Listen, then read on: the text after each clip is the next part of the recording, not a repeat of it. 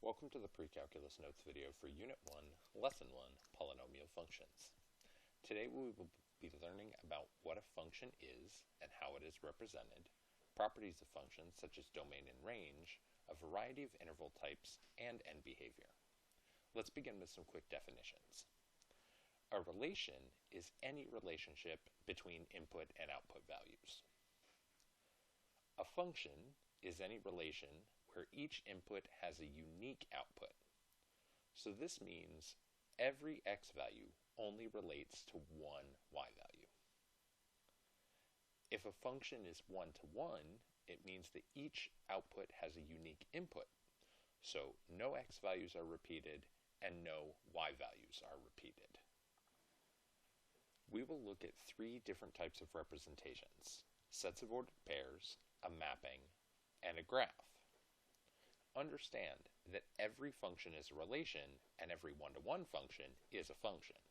So the examples we will be focusing on situations that do not fall into a later category, meaning the relations we look at won't be functions and the functions that we look at won't be one-to-one. So here we see our representations as well as some space for us to give some examples. So we're going to do some ordered pairs real quick. Now, as I said, a relation is any relationship between x and y, but we want to focus on ones that are not functions. So I'm going to use 4 sets of parentheses to represent 4 points in our relation. We will use the example 3, 5,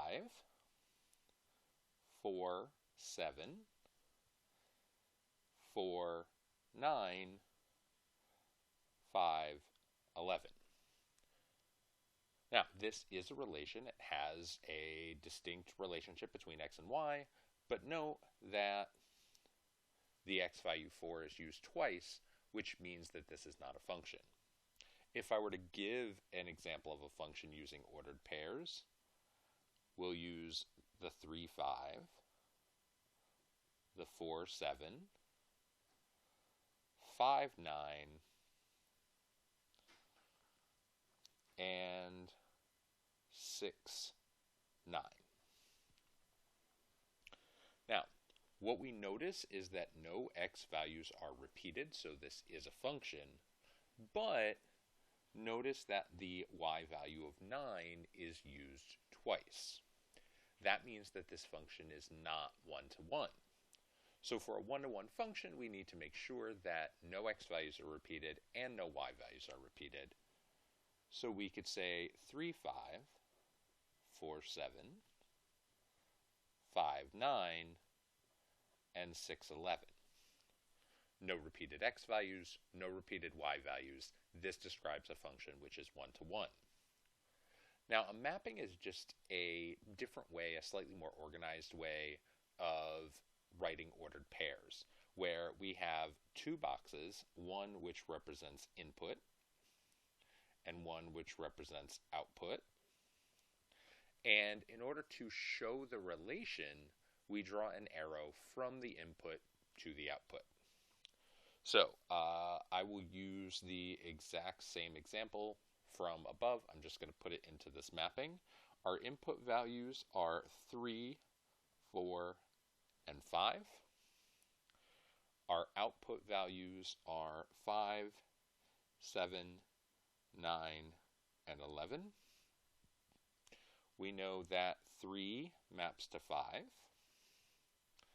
4 maps to 7, 4 maps to 9, and 5 maps to 11. So the relation is shown by the arrow instead of by having them be in the same set of parentheses.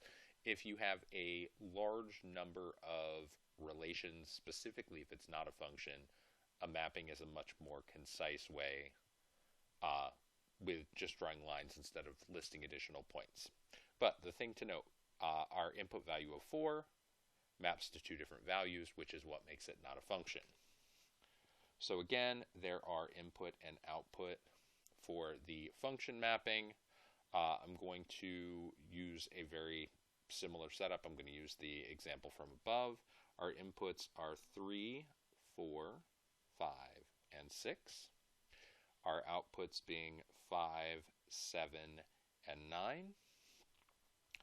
3 maps to 5, 4 maps to 7, 5 maps to 9, and 6 maps to 9.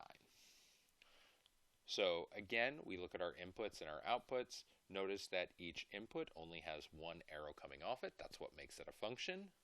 Our output, there are 2 arrows that point to the 9, indicating that this is not one-to-one. So for our one-to-one function, again, input-output, our inputs are 3, 4, 5, and 6. Our outputs are 5, 7, 9, and 11. And there is one arrow from each input to each output, which is what makes this function one-to-one. Now, graphically, that's another way that we can represent relations or functions. I'm not going to use the same examples because I want to be very specific about what I'm doing. So for a relation, we're still looking for this idea that x values are used more than once. One of the easiest ways to see this is if I were to give you a graph which looks like this. Because you will notice at any given x value, like if I were to look at positive 2, there's a point up here, there's a point down here. So the x value of number 2 is used twice, making it not a function. If I'm looking at a function, I'm going to make sure that I don't use the same x value twice. So I might see something which looks like this. Cubic function, not something that we're unfamiliar with. But if I were to look at a specific y value, for instance, 0, I notice that there's a 0 here, a 0 here, and a 0 here. Meaning that while this is a function, it is not one-to-one because the y value of 0 is used more than once. So if I want a one-to-one function, I need to make sure that there are no repeated x values and no repeated y values. We will talk about how to figure that out a little better graphically in a future lesson. Here we have a little bit more vocabulary. You'll see domain and range. The domain describes the set of every single input to a relation or a function. For ordered pairs or mapping, it's the list of input values. For a graph, it's the intervals of x values where the function is, which could be finite or could be going to infinity depending on the function. Range describes the set of every single output to a relation or function. For ordered pairs and mapping, it's the list of output values. For a graph, it's the interval of y values where the function is, which again could be finite or going to infinity. When we are describing domain and range, it's very common for us to use interval notation. We also use that for a variety of other functions. It includes a starting and ending value that are both x values or both y values. It must not be confused with an ordered pair, which shows both an x value and a y value, even though it can look the same. Square brackets are used if the endpoints of the interval are included, and parentheses are used if the endpoints are not included or are infinity. Intervals can be both brackets, both parentheses, or one of each. When we look at graphs of functions, we sometimes classify them as even or odd.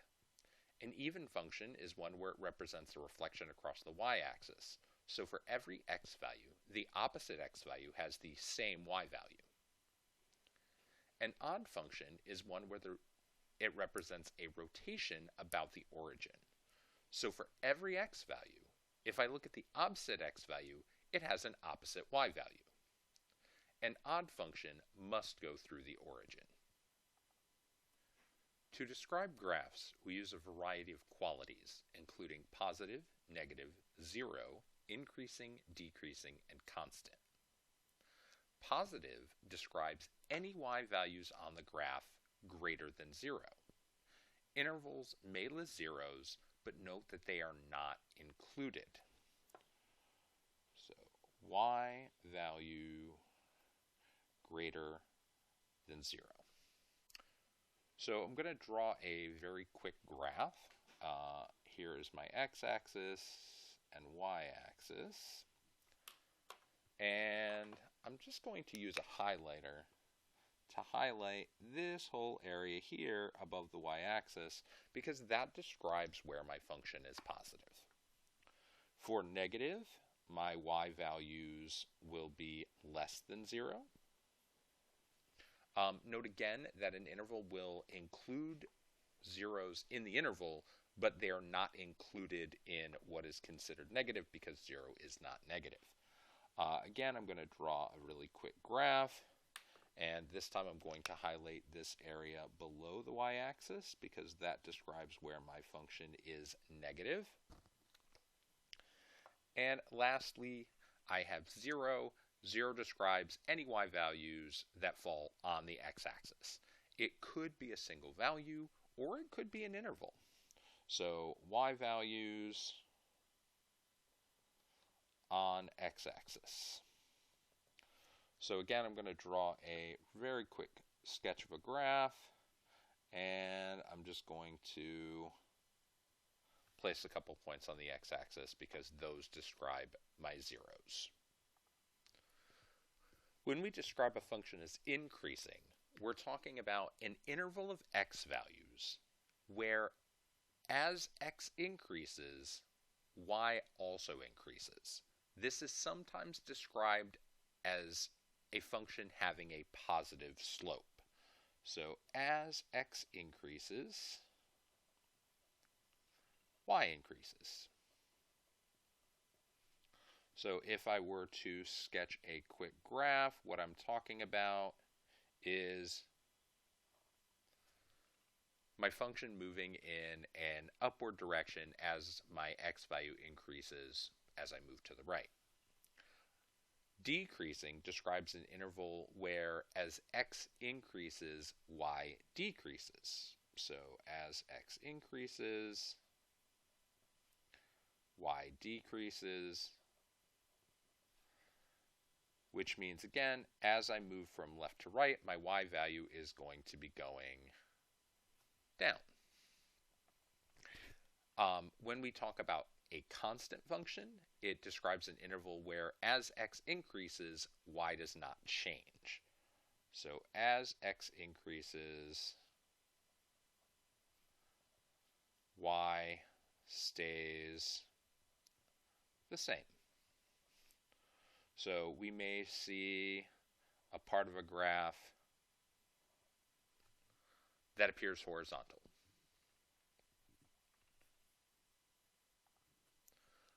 Another quality we use to describe graphs of functions are extremes. There are two types, relative and absolute. A relative extreme describes the highest or lowest point on a small interval. More generally, we say that it describes any point where a function changes from increasing to decreasing or decreasing to increasing. So a point where f of x, I'm going to write that instead of the function, changes increasing to decreasing or decreasing to increasing.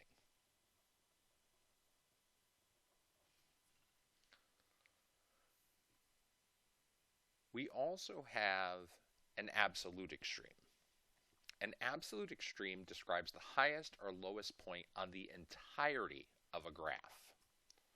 So the highest or lowest point on an entire graph.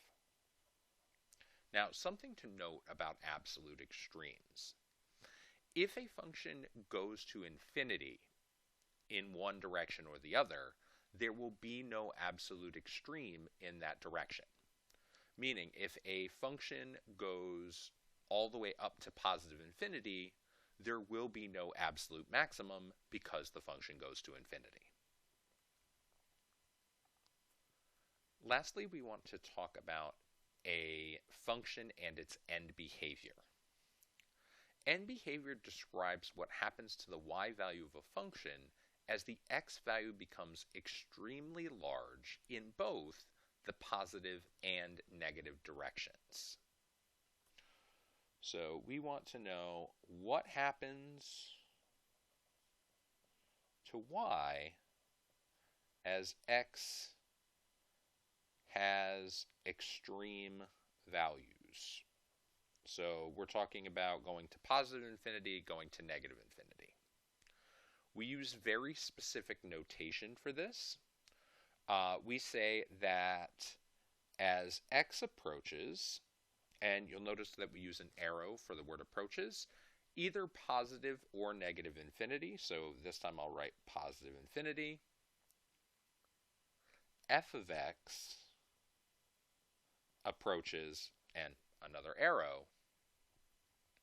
Now, likewise, we could say as x approaches negative infinity, f of x approaches, and we need to be able to finish off this expression based on what our function is doing. So for finishing this notation, there are three possibilities. Y values of a function can approach positive infinity if the graph continues upward, can approach negative infinity if the graph continues downward, or it can approach a single number if the function has a horizontal asymptote. Here are two examples. So we're going to look at this first function, and it says as x approaches negative infinity, which means I'm looking on the left side of my graph. And we can see on the left side of the graph that my actual graph is going down. So as x approaches negative infinity, f of x will also approach negative infinity.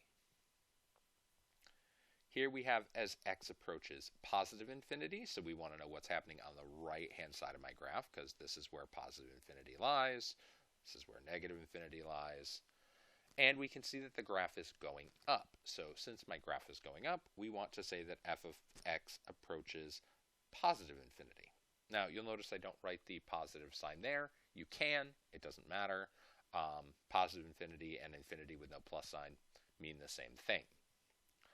So here is my second graph, and again, we are looking at as x approaches negative infinity, so I'm over here on the left, f of x approaches. Now, one thing we want to notice here is my graph doesn't continue to go down. It looks like it is leveling off at a y value of -2.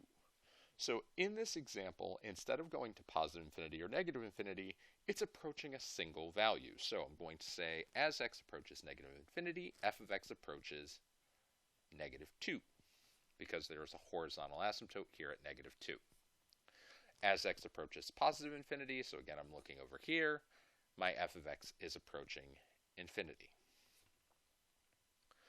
So there is space down below for you to summarize your notes, write down any important information that you think will be helpful, or to write down any questions that you want to ask the next time you're in class.